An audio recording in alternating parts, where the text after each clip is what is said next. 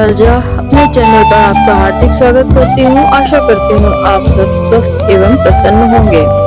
अलजा अपने चैनल पर आपका हार्दिक स्वागत करती हूँ। आशा करती हूँ आप सब स्वस्थ एवं प्रसन्न होंगे। आज मैं 11वें अध्याय में धेनुकासुर का उद्धार की कथा सुनाऊंगी। तो कथा की शुरुआत करते हैं। श्री नारद जी कहते हैं, राजन, एक दिन श्री कृष्ण बलराम जी के साथ मनोहर गौएं चराते हुए नूतन तालवन के पास चले गए। उस समय समस्त गोपाल उनके साथ थे। वहां धेनुकासुर रहा करता था। उसके भय से गोपगण वन के भीतर नहीं गए, श्री कृष्ण भी नहीं गए। अकेले बलराम जी ने उसमें प्रवेश किया। अपने नीले वस्त्र को कमर में बांधकर महाबली बलदेव परिपक्व फल लेने के लिए उस वन में विचरने लगे। बलराम जी साक्षात अनंत देव के अवतार हैं। उनका पराक्रम भी अनंत है।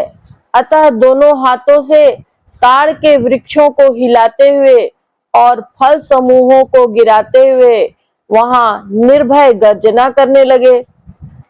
गिरते हुए फलों की आवाज सुनकर वह गर्दभाकार असुर रोष से आग बबूला हो गया। वह दोपहर में सोया करता था, किंतु आज विघ्न पड़ जाने के कारण वह दुष्ट क्रोध से भयंकर हो उठा। धेनुकासुर कंस का सखा होने के साथ ही बड़ा ही बलवान था। वह बलदेव जी के सम्मुख युद्ध करने के लिए आया। उसने अपने पिछले पैर से उनकी छाती में तुरंत आघात किया। आघात करके वो बारंबार दौड़ लगाता हुआ गधे की भांति रेंकने लगा। तब बलराम जी ने धेनु के दोनों पिछले पैर पकड़कर शीघ्र ही उसे ताड़ के वृक्ष पर दे मारा। यह कार्य उन्होंने एक ही हाथ से खेल खेल में कर डाला। इससे वह ताड़ वृक्ष स्वयं ही टूट गया। स्वयं तो टूट ही गया, गिरते गिरते उसने अपने पार्श्ववर्ती दूसरे बहुत से ताड़ के पेड़ों को धराशायी कर दिया। राजेंद्र, वह एक अद्भुत सी बात हुई। दैत्यराज धेनुक ने पुनः उठकर रोष पूर्वक बलराम जी को पकड़ लिया और जैसे ही एक हाथी अपना सामना दूसरे हाथी को दूर तक ठेल कर ले जाता है, जैसे एक हाथी अपना सामना करने वाले दूसरे हाथी को दूर तक ठेल कर ले जाता है, उसी प्रकार उन्हें धक्का देकर 1 योजन पीछे हटा दिया। तब बलराम जी ने तत्काल धेनु को पकड़कर घुमाना आरंभ किया और घुमाकर उसे भूतल पर दे मारा। तब उसे मूर्छा आ गई और उसका मस्तक फट गया। तो भी वह अपने क्षण भर में उठकर खड़ा हो गया। उसके शरीर से भयानक क्रोध प्रकट हो रहा था।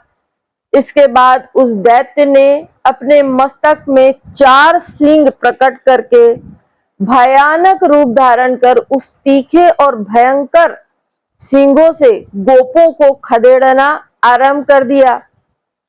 गोपों को आगे आगे भागते देख वह मदमत्त असुर तुरंत ही उनके पीछे दौड़ा। उस समय श्री दामा ने उस पर डंडे से प्रहार किया। जब डंडे से प्रहार किया तो सुबल ने उसको मुक्के से मारा। श्री कृष्ण ने उस महाबाली दैत्य पर पास से प्रहार किया। अर्जुन ने क्षेपण से, अंशु ने उस गर्दभाकार दैत्य पर लात से आघात किया और इसके बाद विशाल दर्भ में आकर शीघ्रता पूर्वक अपने पैर से और बल से उस दैत्य को दबाया। तेजस्वी ने अर्धचंद्र गर्दनियां देकर उसे पीछे हटाया और देवप्रस्थ ने उस असुर के कई तमाचे जड़ दिए। वरुपथ ने उस विशालकाय गधे को गेंद से मारा। तदंतर श्री कृष्ण ने श्री धेनुकासुर को दोनों हाथों से उठाकर घुमाया और तुरंत ही गोवर्धन पर्वत के ऊपर फेंक दिया। श्री कृष्ण के उस प्रहार से धेनुक 2 घड़ी तक मूर्छित पड़ा रहा, फिर उठकर अपने शरीर को कपाता हुआ मुंह फाड़कर आगे बढ़ा और दोनों सिंगों से श्री हरि को उठाकर वह दैत्य दौड़कर आकाश में चला गया। आकाश में 1,00,000 योजन ऊंचे जाकर उनके साथ युद्ध करने लगा।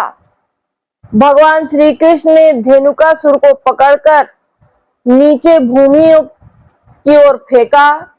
इससे उसकी हड्डियां चूर चूर हो गई। वह मूर्छित हो गया, तथापि पुनः उठकर भयंकर, अत्यंत भयंकर सिंहनाद करते हुए उसने दोनों सिंगों से गोवर्धन पर्वत को उखाड़ लिया और श्री कृष्ण के ऊपर चलाया। श्री कृष्ण ने पर्वत को हाथ से पकड़कर पुनः उसी के मस्तक पर दे मारा। तदंतर उस बलवान दैत्य ने फिर पर्वत को हाथ में ले लिया और श्री कृष्ण के ऊपर फेंका, किंतु श्री कृष्ण ने गोवर्धन को ले जाकर उसके पूर्व स्थान पर रख दिया। तदंतर फिर धावा करके महादैत्य धेनुक ने दोनों सिंगों से पृथ्वी को विदीर्ण कर दिया और पिछले पैरों से पुनः बलराम पर प्रहार करके बड़े जोर से गर्जना की। उसकी इस गर्जना से समस्त ब्रह्मांड गूंज उठा, भूमंडल कांपने लगा। उस महाबली बलदेव ने दोनों हाथों से उसको पकड़कर और फिर पृथ्वी पर दे मारा।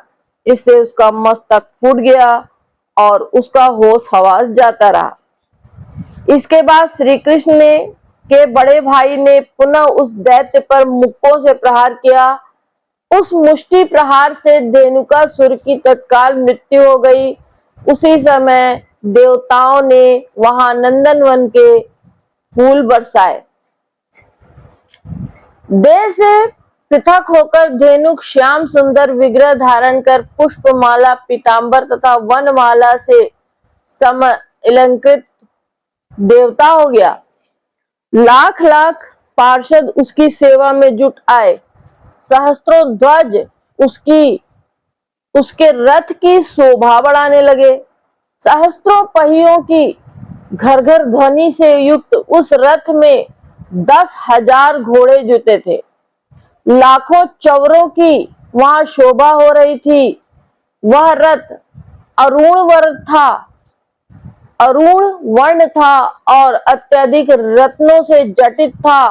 उसका विस्तार एक दिव्य योजन का था। वह मनके के समान तीव्र गति से चलने वाला विमान या रथ बड़ा ही मनोहर था।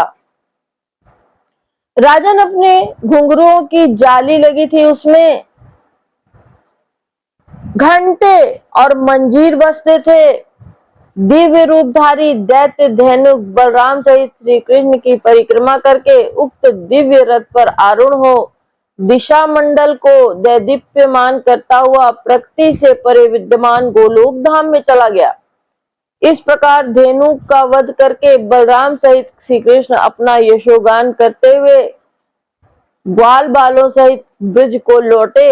उनके साथ गौओं का समुदाय भी था। राजन ने पूछा, मुने, धेनुकासुर पूर्व जन्म में कौन था? उसे मुक्ति कैसे प्राप्त हुई तथा उसे गधे का शरीर क्यों मिला? यह मुझे ठीक ठीक बताइए।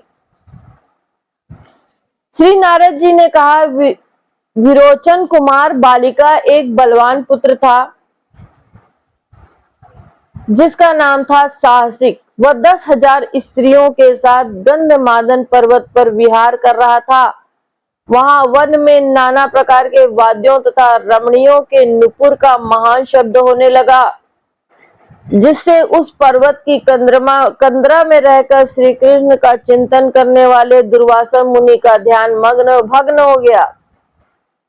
और जब दुर्वासा मुनि का ध्यान भग्न हुआ तो वे खड़ाऊ पहनकर बाहर निकले। उस समय मुनिवर दुर्वासा का शरीर अत्यंत दुर्बल हो गया था, दाढ़ी मूछें बहुत बढ़ गई थी, वे लाठी के सहारे चलते थे।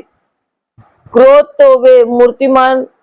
की तो वो मूर्तिमान राशि ही थे और अग्नि के समान तेजस्वी जान पड़ते थे। दुर्वासा उन ऋषियों में से हैं जिनके शाप के भय से सारा विश्व कांपता रहता है। दुर्वासा ने कहा, दुर्बुद्धि असुर, तू गधे के समान भोगात्मक है, इसलिए गधा हो जा। आज से 4 लाख वर्ष बीतने पर भारत में दिव्य माथुर मंडल के अंतर्गत पवित्र तालवन में बलदेव जी के हाथ से तेरी मुक्ति होगी।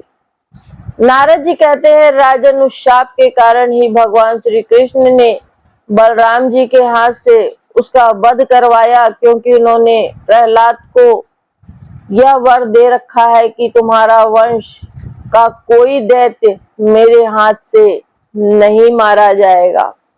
जय श्री कृष्ण।